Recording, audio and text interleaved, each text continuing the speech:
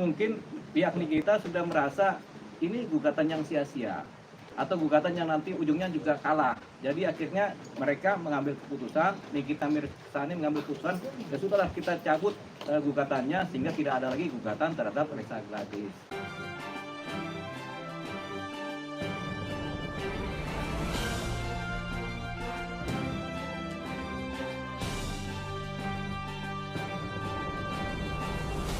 Jadi pencabutan gugatan apapun juga itu biasa.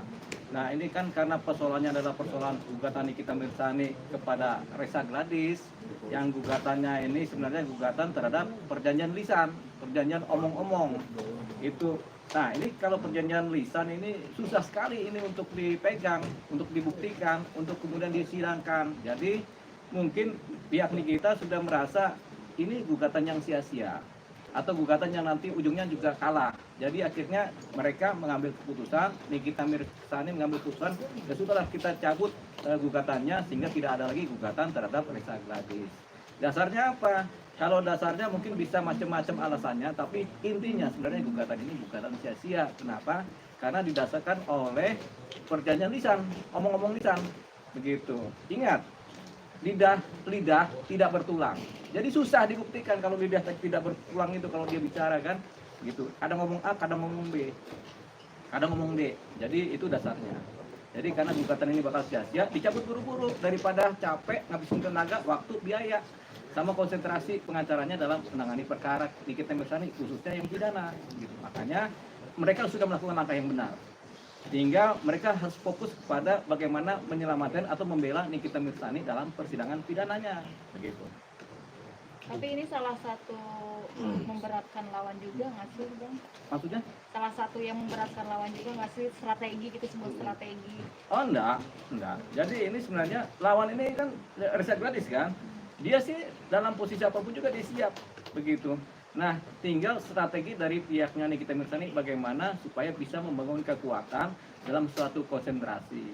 Nah, sekarang bagusnya konsentrasi dalam pembelaan pidana kan. Ini sebenarnya yang dikuatkan energinya daripada membuang waktu kepada sesuatu yang sia-sia. Jadi, lakukanlah pembelaan pidana secara baik dan benar. Dengan pembelaan yang bukti-bukti yang lengkap, segala macamnya sehingga Nikita Mirzani paling tidak diringankan hukumannya atau malah dilepaskan dari hukuman.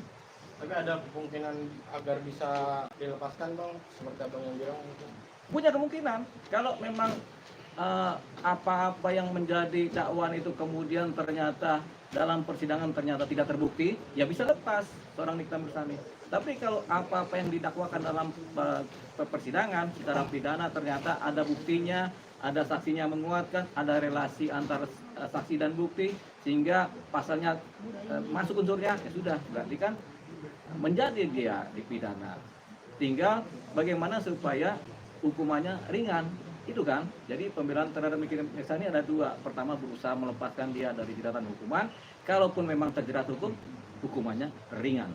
Bang, sebagai si hukum mungkin seringan-ringannya hukum yang didapatkan itu berapa ringan sih, Bang, mungkin, Bang? Oh, ada yang ringan sekali, ada hukuman percobaan, ada juga begitu. Hukuman percobaan atau dihukum 1 tahun tapi dengan syarat percobaan kan gitu kan. Berarti kan nggak di ini, tapi kan Nikita Mirzani sudah dalam posisi ditahan ini kan, sehingga ada fase hukuman yang sudah dia jalankan itu kan, itu harus dilegitimasi. Kalau memang dia bersalah, itu harus dijalankan. Paling nggak udah 4 bulan kan, 5 bulan. Ini yang dijaga supaya hukumannya mungkin setahun atau 2 tahun. Itu seringan-ringannya. Bang, ini pihak-pihak Nikita Mirzani kan selalu menyayangkan Ressa Gladys yang tidak hadir. Berapa masyarakat tahun juga kurang tahu, Bang. Jadi hukum untuk mediasi sendiri seperti apa sih, Bang? Ini yang prestasi. Perdata. Oh, itu kan sudah lewat, kan sudah dicabut gugatannya kan, jadi nggak perlu kita omongkan sebenarnya. Jadi itu udah clear semuanya. Cuman Ressa Gladys memang nggak perlu hadir dalam gugatan perdata mediasi ya, karena dia merasa nggak punya kepentingan untuk mediasi juga kan. Itu tadi kan. Tapi karena gugatannya juga sudah dicabut, ya buat apa kita bicara? Berarti udah clear nih satu persoalan. Tinggal pengacaranya Bang Fahmi itu dia fokus kepada pembelaan Nikita Mirzani secara pidana. Gitu. Nah Bang, nanti kan ini kan secara pidana, setelah selesai pidananya selesai, apakah dari pihak Fahmi bisa mengajukan lagi secara kontestasi itu? Nggak ada. Sebenarnya dari awal ini gugatannya itu dia punya nilai pembuktiannya kecil sekali, sehingga susah untuk diajukan dalam posisi bersidang dalam konteks pembuktian ya. Jadi sehingga tampaknya nggak ada lagi itu. Gitu.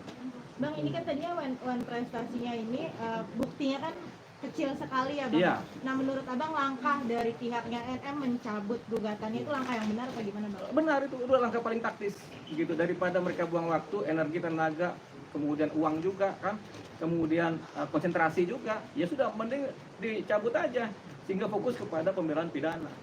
Nah sekarang ini Nikita Mirzani mengambil keputusan mencabut gugatan, itu langkah yang tepat begitu. Jadi dia bisa fokus energinya, nggak terpecah belah ke perdata ke pidana, ke perdata pidana. Kalau ini kan udah selesai perdata, udah dianggaplah selesai kan, tinggal pidananya.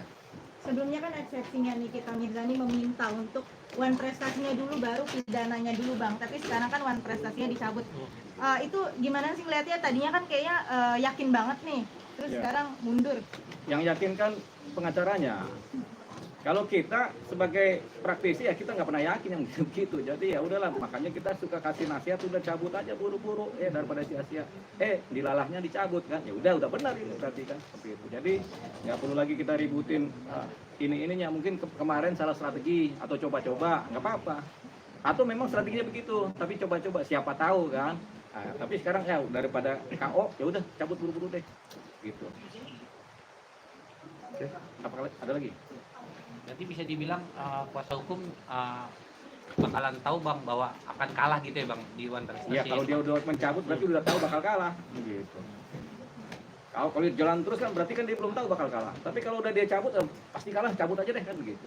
Jadi udah pasti tahu bakal kalah nih kuasa hukum nih. Makanya udah pindah konsentrasi, energi, pikiran, waktu dikhususkan kepada pembelaan Nikita Mirzani di wilayah persidangan pidana.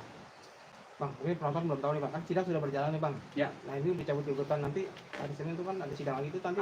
Tetap ada sidang sekali lagi, di mana sidang itu sidang pencabutan gugatan. Hakim memutuskan bahwasanya karena gugatan dicabut sehingga perkara selesai. Tok selesai, clear. Begitu. Dengan catatan surat permohonan pencabutan disampaikan ke majelis lewat ketua pengadilan. Gitu. Bang, ada dugaan permainan hukum nggak sih Bang? Hah? Karena mau mempermainkan hukum Bang, karena kan Nggak ada permainan hukum itu, yang ada strategi hukum, strategi berproses secara hukum. Nah, pengacaranya Nikita Mirzani sedang berstrategi berproses secara hukum. Siapa tahu menang, itu kan namanya berstrategi kan. Cuman karena sekarang dia pikir-pikir atau Nikita Mirzani berpikir ini pasti kalah, yaudah cabut aja deh. Jadi nggak ada permainan hukum. Menggugat terhadap perjanjian lisan itu sah dan boleh secara hukum perdata.